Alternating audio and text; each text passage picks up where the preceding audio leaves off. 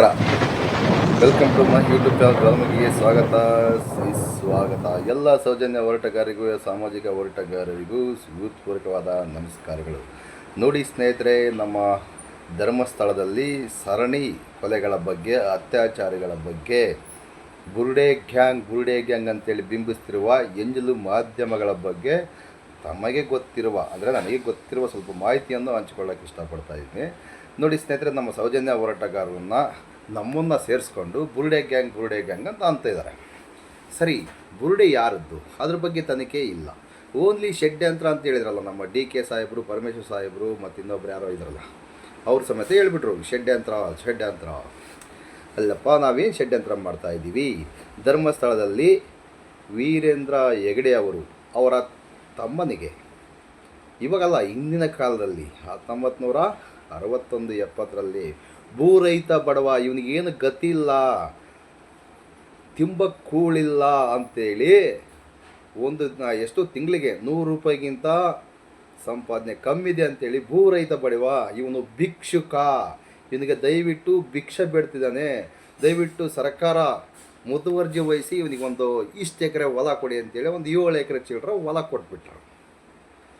ಅಲ್ರಿ, ಅವರು ಹಿಂದಿನ ಕಾಲದಿಂದ ಆಗರ್ಭ ಶ್ರೀಮಂತರು.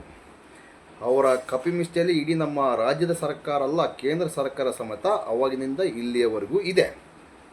ಯಾಕೇಳಿ, ಧರ್ಮಸ್ಥಳದ ಮಂಜುನಾಥ ಸ್ವಾಮಿ ಹೆಸರನ್ನು ಅಡ್ಡ ಇಟ್ಕೊಂಡು, ದೇವರನ್ನು ಅಡ್ಡ ಇಟ್ಕೊಂಡು ಕರ್ನಾಟಕದ ಜನತರು, ಕರ್ನಾಟಕ ಜನತೆ ಮತ್ತು ನಮ್ಮ ದೇಶದ ಜನತೆ ಮತ್ತು ವಿದೇಶ ಜನತೆ ಹಾಕುವ ಉಂಡಿ ದುಡ್ಡನ್ನು ಇಟ್ಕೊಂಡು ಕೋಟಿಗಟ್ಟಲೆ ವ್ಯವಹಾರ ಮಾಡ್ತಾಯಿದ್ದಾರೆ, ಅವ್ಯವಹಾರ ಮಾಡ್ತಾಯಿದ್ದಾರೆ, ಕೊಲೆ ಸುಲಿಗೆ ಮಾಡ್ತಾಯಿದ್ದಾರೆ ಅಂತೇಳಿ ಮೇಲ್ನೋಟಕ್ಕೆ ಕಾಣ್ತಾ ಇದೆ. ಇದು ಯಾರಿಗೂ ಅರ್ಥ ಆಗ್ತಾ ಇಲ್ಲ. ಧರ್ಮಸ್ಥಳಕ್ಕೆ ಹೋದಂಥವರೆಲ್ಲ ಕೆಲವೊಬ್ಬರು ಹತ್ಯೆಗೊಳಗಾಗ್ತಿದ್ದಾರೆ, ಅತ್ಯಾಚಾರಕ್ಕೊಳಗಾಗ್ತಿದ್ದಾರೆ, ಬೀದಿ ಹೆಣಗವಾಗಿ ಸಾಯ್ತಾ ಇದ್ದಾರೆ. ಇಂಥವರ ಬಗ್ಗೆ ತನಿಖೆ ಮಾಡಿ ಅಂದರೆ ಷಡ್ಯಂತ್ರ. ಅಲ್ಲಿನ ಹೋಗಿರ್ತಕ್ಕಂಥ ಭಕ್ತಾದಿಗಳು ಷಡ್ಯಂತ್ರ ಮಾಡ್ತಿರೋದು, ಇಲ್ಲ ಹೋರಾಟಗಾರರು ಏನಾದರೂ ಷಡ್ಯಂತ್ರ ಮಾಡ್ತಿದ್ದಾರಾ? ಈ ಬುರುಡೆ ಮಾಧ್ಯಮದಲ್ಲೆಲ್ಲ ಈ ಬುರುಡೆ ಗ್ಯಾಂಗ್ ಒಂದು ಚಿತ್ರ ಹಾಕ್ಕೊಂಡು ಗರ ತಿರುಗಿಸ್ತಾ ಇದ್ದಾರೆ.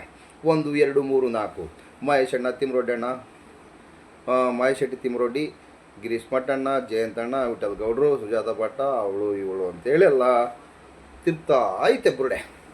ಈ ಬುರುಡೆ ಗ್ಯಾಂಗ್ ಷಡ್ಯಂತ್ರ, ಇವರು ಜೈಲಿಗೆ ಹೋಗೋದು ಫಿಕ್ಸು, ಜೈಲು ಊಟ ಗ್ಯಾರಂಟಿ. ಹೌದು ಕಣ್ರಿ, ಇವರು ಷಡ್ಯಂತ್ರ ಮಾಡಿದ್ದಾರೆ. ಸಾರಿ ನೀವು ಹೇಳ್ತಾ ಇದ್ರಲ್ಲ, ನಾವು ಕೂಡ ಹೇಳ್ತಾ ಇದ್ದೀವಿ, ಆ ಷಡ್ಯಂತ್ರದ ಭಾಗದಲ್ಲಿ ನಾವು ಸಮೇತ ಒಬ್ಬರು.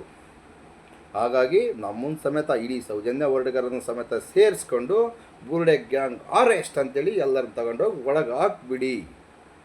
ಆಮೇಲೆ ನೀವು ಸಮಾಧಾನವಾಗಿ ಅಲ್ಲಿನ ಧರ್ಮಸ್ಥಳದ ಕಾಮಂದ ಎಂಜಲ್ ಕಾಸು ಕೊಡ್ತಾನಲ್ಲ, ಕರ್ನಾಟಕನ ಲೂಟಿ ಮಾಡಿ ಕೊಡ್ತಾನಲ್ಲ, ಆ ದುಡ್ಡನ್ನು ನೆನೆಸ್ಕೊಂತ ನೆಮ್ಮದಿ ಕೂತ್ಕೊಂಬಿಡಿ. ಆಗಲಾದರೆ ನಿಮಗೆ ಸಮಾಧಾನ ಆಗುತ್ತೆ.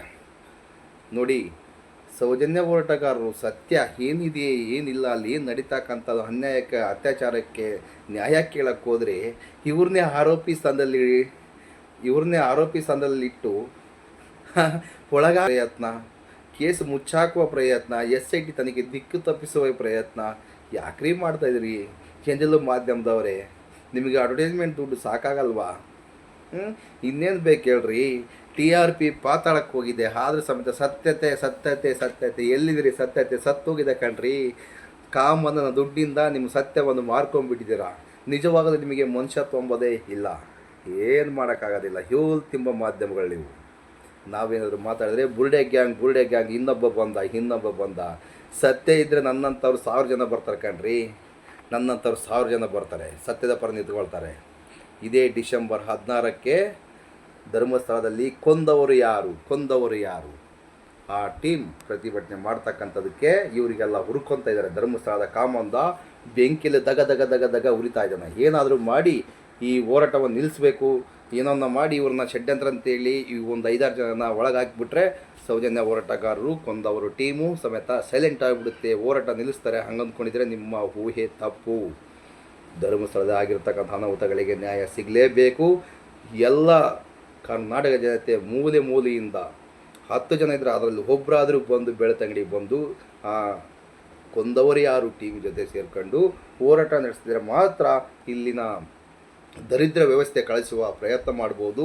ದರಿದ್ರ ಸರ್ಕಾರದ ಮುಖವಾಡ ಸಮೇತ ಕಳಿಸ್ಬೋದು. ದರಿದ್ರ ಸರ್ಕಾರ ಅಂತ ಹೇಳ್ಬೇಕು ಇವರಿಗೆ. ಇವ್ರಿಗೇನು ಬೇಕಾಗಿಲ್ಲ ರೀ, ಜನಸಾಮಾನ್ಯರ ಕಷ್ಟ ಸುಖಗಳು ಬೇಕಾಗಿಲ್ಲ. ಧರ್ಮಸ್ಥಳದ ಕಾಮಂದರ ನಮಗಂತೂ ಗೊತ್ತಿಲ್ಲ.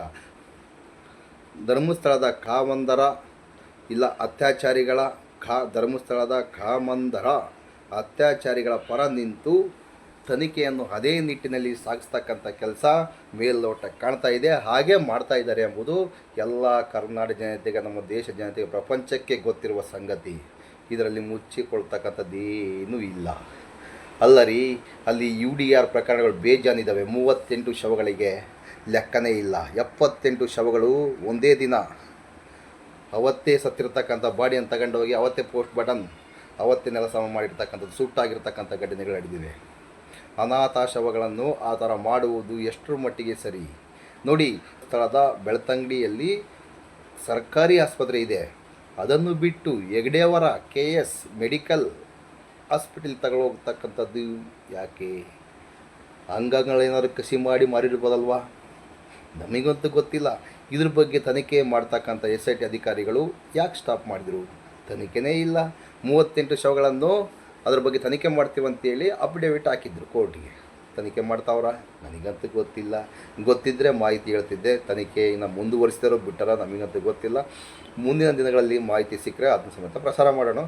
ಈಗ ಬೆಳವಣಿಗೆ ಆಗಿರ್ತಕ್ಕಂಥದ್ದು ಈ ಬುರುಡೆ ಮಾಧ್ಯಮದಲ್ಲಿ ಬರ್ತಕ್ಕಂಥದ್ದು, 1ನೇ ಆರೋಪಿ ಇವರು, 2ನೇ ಆರೋಪಿ ಇವರು, 3ನೇ ಆರೋಪಿ ಇವರು, 4ನೇ ಆರೋಪಿ ಇವರು ಅಂತೇಳಿ ತೋರಿಸ್ತಾ ಇದ್ರಲ್ಲ. ಇವರಿಗೆ ಏನು ಅನ್ಬೇಕು ನಮಗಂತೂ ಗೊತ್ತಿಲ್ಲ. ಆರೋಪ ಸ್ಥಾನದಲ್ಲಿರ್ತಕ್ಕಂಥವರಿಗೆ ನೋಟಿಸ್ ಇದ್ದವರಿಗೂ ಕೊಟ್ಟಿಲ್ಲ. ಚಿನ್ನಯ್ಯ ಏನು ಬಂದಿದ್ದಲ್ಲ, ಅದು ಯಾವುದೋ BNS 183 ಸೆಕ್ಷನ್ ಅಡಿಯಲ್ಲಿ ಅವಯ ಹೇಳಿಕೆ ಕೊಟ್ಟಿದ್ದಲ್ಲ. ಆ ಹೇಳಿಕೆಯ ಪ್ರಕಾರ ಅಲ್ಲಿನ ಮ್ಯಾನೇಜರು, ಅಲ್ಲಿನ ಧರ್ಮಾಧಿಕಾರಿನೋ ಇನ್ನೊಬ್ಬನೋ ಯಾವನೋ ಗೊತ್ತಿಲ್ಲ ಅಂಥವ್ರಿಗೆಲ್ಲ ಹೆಸರು ಬರ್ಕೊಂಡಿದ್ದಾನೆ. ಅವನು ಆ ಹೆಸರು ಪ್ರಸ್ತಾಪ ಮಾಡಿದ್ದಾನೆ ಅದರಲ್ಲಿ. ಅಂಥವರಿಗೆ ಒಂದು ನೋಟಿಸ್ ಕೊಡುವ ತಾಕತ್ತು ನಮ್ಮ SIT ತಂಡಕ್ಕೆ ಇಲ್ಲವೇ ಇಲ್ಲ. ನಮಗೆ ಗೊತ್ತಿರೋ ಮಾಹಿತಿ ಪ್ರಕಾರ ಇಲ್ಲವೇ ಇಲ್ಲ ಅಂದ್ಕೊಂಡಿದ್ದೀವಿ. ಬಟ್ ಕೊಟ್ಟಿದ್ದಾರೆ. ಆ ತನಿಖೆಯ ವರದಿ ಬರಲಿ, ಆಮೇಲೆ ಗೊತ್ತಾಗುತ್ತೆ. ಬಟ್ ಈ ಆ್ಯಂಗಲಲ್ಲಿ ಪ್ರಸಾರ ಮಾಡ್ತಕ್ಕಂಥ ಬುರುಡೆ ಮಾಧ್ಯಮದಲ್ಲಿ ನೋಡಿದ್ರೆ ಅವ್ರಿಗೆ ನೋಟಿಸ್ ಅಲ್ಲ, ಒಂದು ಇಷ್ಟು ಸಮೇತ ವಿಷಯ ಗೊತ್ತಿಲ್ಲ ಅಂದ್ಕೊಂಡಿದ್ದೀನಿ. ಗೊತ್ತಿದ್ರೆ ಸಮೇತ ಅವರಿಗೆ ನೋಟಿಸ್ ಕೊಡೋ ಪ್ರಯತ್ನ ಮಾಡಿಲ್ಲ. ಇದು ಷಡ್ಯಂತ್ರನಾ? DK ಸಾಹೇಬ್ರೆ, 1000 DKಶಿಗಳು ಯಾರ ಪರವಾಗಿ ನಿಂತ್ಕೊಂಡಿದ್ದೀರಿ? ಇಲ್ಲ, ಅವರ ಮೇಲೆ ಆರೋಪ ಬಂದಿದೆ. ಅಂಥವರ ಪರವಾಗಿ ನೀವು 1000 DKಶಿಗಳು 100 DKಶಿಗಳು ನಿಂತ್ಕೊಂತೀರಿ ಅಂತ ಹೇಳ್ತಿರೋದು ಎಷ್ಟರ ಮಟ್ಟಿಗೆ ಸರಿ? ಬಾಯ್ ತೆಗೆದು ಹೇಳ್ತೀರಿ ಷಡ್ಯಂತ್ರ. ಧರ್ಮಸ್ಥಳ ವಿಚಾರ ಬರೋದಾಗ ಷಡ್ಯಂತ್ರ. ಹಿಂದೆ ಮುಂದೆ ನೋಡದೆ ಮಹೇಶಣ್ಣನನ್ನು ಅರೆಸ್ಟ್ ಮಾಡಿ ಅಂತೇಳಿ ಪರಮೇಶ್ವರ ಸಾಹೇಬರು ಸದನದಲ್ಲೇ ಹೇಳಿದರು. ಆಮೇಲೆ ಅವ್ರಿಗೆ ಗೊತ್ತಾಯಿತು ಇದೆಲ್ಲ ಕಟ್ ಆ್ಯಂಡ್ ಪೇಸ್ಟ್ ವಿಡಿಯೋ ಅಂತೇಳಿ ಅವಾಗ ಸುಮ್ಮನೆ ಹಿಂಗಾದ್ರು. ಇದ್ರ ಬಗ್ಗೆ ಮರುಪರಿಶೀಲನೆ ಮಾಡ್ತಕ್ಕಂಥದ್ದು ಇಲ್ಲದೇ ಇಲ್ಲ. ಹೀಗೆ ಮಹೇಶಣ್ಣನ ಗಡಿಪಾರು ಮಾಡಬೇಕು. ಆ ನೋಟಿಸ್ ಕೊಡ್ತಿದ್ದಾರೆ. ಆ ನೋಟಿಸಲ್ಲಿ ಏನಿದೆ ಸ್ವಾಮಿ? 12-13 ವರ್ಷಗಳಿಂದ ಹೆಣ್ಣು ಮಕ್ಕಳಿಗೆ ಆಗಿರ್ತಕ್ಕಂಥ ದೌರ್ಜನ್ಯಕ್ಕೆ ನ್ಯಾಯ ಕೇಳಕ್ಕೆ ಹೋದರೆ ಇವರೇ ದೌರ್ಜನ್ಯ ಎಸಗಿದ್ದಾರೆ. ಸದ್ಯಕ್ಕಿನ ಹೇಳಿಲ್ಲ ಪೊಲೀಸರು. ಇವ್ರನ್ನ ಮಹೇಶಣ್ಣನವರು ಹೆಣ್ಮಕ್ಳು ರೇಪ್ ಮಾಡುತ್ತೆ ಅಂತ ಹೇಳಿಲ್ಲ. ಪುಣ್ಯಕ್ಕೆ ನಮ್ಮ ಪುಣ್ಯ ಹೊಂದ್ಕೋಬೇಕು ಅದನ್ನ. ಎಂಥ ಪೊಲೀಸ್ ವ್ಯವಸ್ಥೆ ಇದೆ ಧರ್ಮಸ್ಥಳದಲ್ಲಿ, ನಮಗಂತೂ ಅರ್ಥ ಆಗ್ತಿಲ್ಲ ಸ್ವಾಮಿ. ನಿಮಗಂತ ಅರ್ಥ ಆದರೆ ಕಮೆಂಟ್ ಬಾಕ್ಸ್ ಖಾಲಿದೆ, ಕಾಮೆಂಟ್ ಮಾಡಿ ತಿಳಿಸಿ. ಸತ್ಯದ ಪರ ಹೋರಾಟಕ್ಕೆ ಯಾವಾಗಲೂ ಬೆಂಬಲ ಇದ್ದೇ ಇರುತ್ತೆ ಎಲ್ಲರದು, ನಮ್ಮದು ಇರುತ್ತೆ.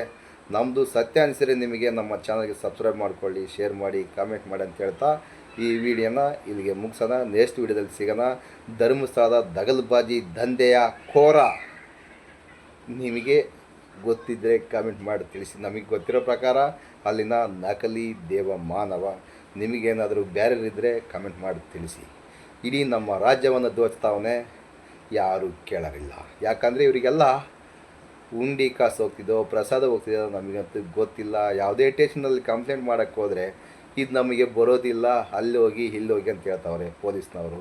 ಏನನ್ಬೇಕು ಇವ್ರಿಗೆ ಗೊತ್ತಿಲ್ಲ. ಏನನ್ನ ಮಾತಾಡಿ ಸರ್ ದಾಖಲಾತಿ ಇಷ್ಟಿದೆ ಅಂತಂದು ಹೇಳಿದ್ರೆ ಈ ದಾಖಲಾತಿನೇ ಅಲ್ಲ, ನಿಮಗೇನು ಅನ್ಯಾಯ ಇದೆ ಅದನ್ನ ತಗೊಂಬನ್ನಿ ಅಂತಂದ್ರೆ ಅದು ರಿಪೋರ್ಟ್ ಕೊಟ್ಟು ಸಮೇತ DP ಮಾಡ್ತೀವಿ, LCR ಮಾಡ್ತೀವಿ ಏನೋ ಹೇಳ್ತಿದ್ದಾರೆ. ಪಾಪ ಅವರಿಗೆ ಏನು ರಿಟ್ರಾಕ್ಷನ್ ಇದೆಯೋ ಗೊತ್ತಿಲ್ಲ. ನಮಗಂತೂ ಏನೋ ಮಾತಾಡೋಕೆ ಹೋದರೆ ನಮ್ಮನ್ನು ಎದುರಿಸ್ತೀರಾ ಅಂತ ಕೇಳ್ತಾರೆ. ನಾವು ಯಾಕ್ರಿ ಎದುರಿಸೋದು? ನಮಗೆ ಆಗಿರ್ತಕ್ಕಂಥ ಅನ್ಯಾಯ ಕೇಳೋಕೆ ಹೋದ್ರೆ ನಮಗೆ ನ್ಯಾಯ ಕೊಡಿಸ್ತಂಥ ಕೆಲಸ ನೀವು ಮಾಡ್ತಾಯಿದ್ದೀರಾ? ಇಲ್ಲ ತಾನೇ. ಏನು ಮಾಡೋಕ್ಕಾಗಲ್ಲ. ನೀವು ಯಾರು ಪರ ನಿಂತ್ಕೊಂಡಿದ್ದೀರ ಅಂಬೋದು ಇದರಲ್ಲಿ ಗೊತ್ತಾಗುತ್ತೆ. ನಿಂತ್ಕೊಂಡಿರೋ ಬಿಟ್ಟಿರೋ ಗೊತ್ತಿಲ್ಲ. ಸತ್ಯಕ್ಕೆ ಒಂದಲ್ಲ ಒಂದಿನ ಜಯ ಸಿಗುತ್ತೆ ಅಂತ ಹೇಳ್ತಾ ಈ ವಿಡಿಯೋ ಇಲ್ಲಿಗೆ ಮುಗಿಸೋಣ. ನೆಕ್ಸ್ಟ್ ವಿಡಿಯೋದಲ್ಲಿ ಸಿಗೋಣ. ಜೈ ಸೌಜನ್ಯ. Justice for Soujanya. ನ್ಯಾಯ ಸಿಗಲೇಬೇಕು. ನಮಸ್ಕಾರ. ಇಷ್ಟೊತ್ತು ವೀಕ್ಷಣೆ ಮಾಡಿದ ಎಲ್ಲ ಕರ್ನಾಟಕ ಜನತೆಗೂ ನಮ್ಮ ಸೌಜನ್ಯದ ಹೋರಾಟಗಾರರಿಗೂ ಹೃತ್ಪೂರ್ವಕವಾದ ವಂದನೆಗಳನ್ನು ಹೇಳ್ತಾ ಈ ವಿಡಿಯೋನ ಮುಗಿಸೋಣ. ನಮಸ್ಕಾರ.